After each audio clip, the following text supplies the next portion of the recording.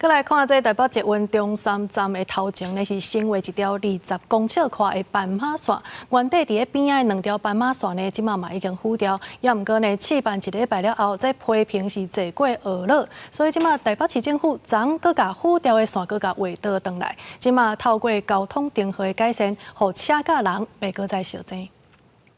顶礼拜台北市政府伫捷运中山站头前画一条要20公尺宽的斑马线，就甲边仔2条普通斑马线画掉。不过伫咧这礼拜三，又搁甲这2条普通斑马线画倒转来。当地里长讲，是因为当地居民要习惯是行这条普通斑马线。逛街的行人是其实相对是比较多的啊，因为他们不论是在2个百货公司之间的做一个穿梭，或者是整个商圈的一个漫游，它其实都还是会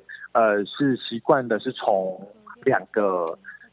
原有旧的新川线这边去做一个行动。短短时间甲线画掉，即马个画倒转来，交通局解说，原底是环岛旧斑马线会造成人甲车的路线交接，发生危险。即马甲线画转来，透过控制车红灯，确保人咧过车路的时，车辆是袂震动的。这个行人的动线还是有它使用上面的需求，所以我们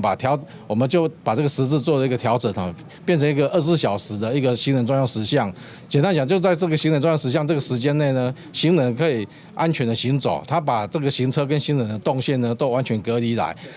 开来，车子在这个时间内是完全的静止。民爱里里长王俊尧讲，所落来也继续观察在地居民、游客过车路的状况。伫5月份的时，参市府开会讨论敢有需要改进的所在。由其他里长向记者表示，希望市府咧做决定之前，会使参地方详细讨论，避免这款状况再发生。记者讲林玉凯台北报道。